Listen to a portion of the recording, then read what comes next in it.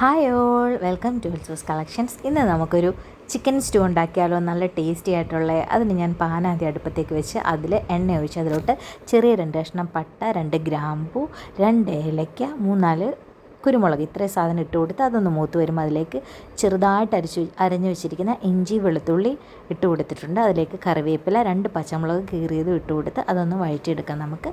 അതിലേക്ക് എന്നിട്ട് സ്ക്വയർ ഷേപ്പിൽ അരിഞ്ഞു വെച്ചിരിക്കുന്ന സവോള ഞാൻ ആഡ് ചെയ്ത് കൊടുക്കുന്നുണ്ട്. എല്ലാം നമ്മൾ ഒരേ ഷേപ്പിൽ സ്ക്വയർ ഷേപ്പിലാണ്, അതായത് ക്യാരറ്റും ക്യുക്കുംബറും സവോളയും ഒരുപോലത്തെ ഷേപ്പിലാണ് അരിഞ്ഞു കൊടുക്കുന്നത്. എന്നിട്ട് ഞാൻ ഇനി ക്യാരറ്റ് ഇട്ട് കൊടുത്തിട്ടുണ്ട്, പൊട്ടറ്റോയും ഇട്ട് കൊടുത്തിട്ടുണ്ട്. ക്യാരറ്റ് ഒരു ചെറിയ ക്യാരറ്റാണ് എടുത്തിരിക്കുന്നത്, പൊട്ടാറ്റോ ഒരു വലിയ പൊട്ടറ്റോയും എടുത്തിട്ടുണ്ട്. അതിലേക്ക് ഞാൻ ഇനി ബ്ലാക്ക് പെപ്പറും ഇട്ട് കൊടുക്കുന്നുണ്ട്. കുരുമുളക് പൊടി കുറച്ച് ആഡ് ചെയ്യുന്നുള്ളൂ, കാരണം എരിവ് അനുസരിച്ച് നമുക്കത് ലാസ്റ്റ് വരെ എപ്പോൾ വേണമെങ്കിലും കുരുമുളക് പൊടി ആഡ് ചെയ്യാം. അതിൻ്റെ കുത്തനൊന്നും വരത്തില്ല, കുത്തൽ ടേസ്റ്റൊന്നും വരത്തില്ല. പിന്നെ കുറച്ച് മഞ്ഞൾപ്പൊടിയും കൂടി ഞാൻ ആഡ് ചെയ്തിട്ടുണ്ട്. ഒരു ടൊമാറ്റോയും കട്ട് ചെയ്തിട്ടതിന് ശേഷം ഞാനതിലേക്ക് ചിക്കൻ ആഡ് ചെയ്ത് കൊടുത്തു. എന്നിട്ട് ചിക്കനും കൂടെ നമുക്കൊന്ന് ഇളക്കി നന്നായിട്ട് എല്ലാം ഒന്ന് മിക്സ് ചെയ്തതിന് ശേഷം ഇത് തേങ്ങാപ്പാൽ ഞാൻ ആഡ് ചെയ്ത് കൊടുക്കുകയാണ്. തേങ്ങാപ്പാൽ ഇത് 2-ാം പാലും 3-ാം പാലും പിഴിഞ്ഞെടുക്കുന്നതാണ് കേട്ടോ.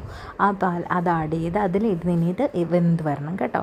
ഇടയ്ക്കിടയ്ക്ക് മീഡിയം ഫ്ലെയിമിൽ വെച്ചിട്ട് അടപ്പ് തുറന്ന് ഇളക്കി കൊടുക്കാൻ മറക്കരുത്. എന്നിട്ട് വെന്ത് കഴിയുമ്പോഴത്തേക്കിനുമാണ് നമ്മളിനി തനിപ്പാൽ ചേർത്ത് കൊടുക്കണം കേട്ടോ.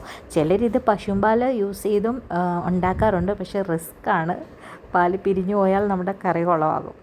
അപ്പോൾ അതുകൊണ്ട് ഞാൻ തേങ്ങാപ്പാൽ ഒഴിച്ചാണ് ഉണ്ടാക്കുന്നത്. ഇതിനിപ്പം അതിൻ്റെ തനിപ്പാൽ ഞാൻ ഒഴിച്ചു കൊടുത്തിട്ടുണ്ട്.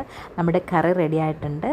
എല്ലാവരും ട്രൈ ചെയ്ത് നോക്കണം. Thank you for watching. Bye bye.